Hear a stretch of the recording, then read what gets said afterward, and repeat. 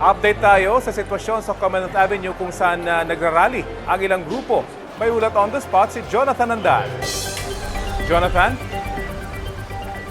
Rafi, nadaragdagan pa yung mga taga-suporta ni Pangulong Bongbong Marcos na dumarating dito. Dito sila nakapwesto sa may tapat ng Commission on Audit o COA sa may Commonwealth Avenue. Kung makikita nyo sa aking likuran, nakasuot po ng kulay pula yung mga taga-suporta ng Pangulo mula sa grupong FIRM o Friends of Imelda Romualdez Marcos. Hindi alintana ang banta ng ulan kaya naka-raincoat ang ilan sa kanila.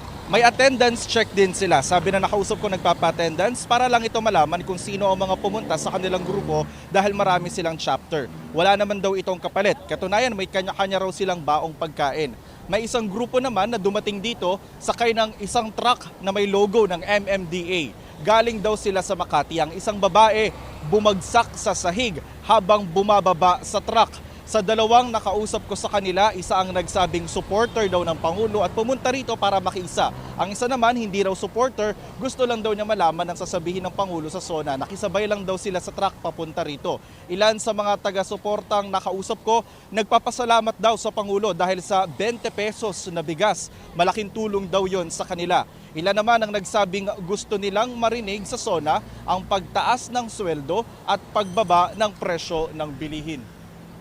Rafi, hindi tulad nung nakaraang taon, ako rin yung nag-cover dito sa side na to ng Commonwealth Avenue, wala ngayong nakasetup dito na stage, LED screen at walang inaasahang programa para sa mga taga-suporta ng Pangulo. Samantala, sa mga oras po na ito ay sumisikat na ulit ang araw sa bahaging ito ng Commonwealth Avenue sa may tapat ng COA. Yan muna ang latest mula rito. Balik sa iyo, Rafi.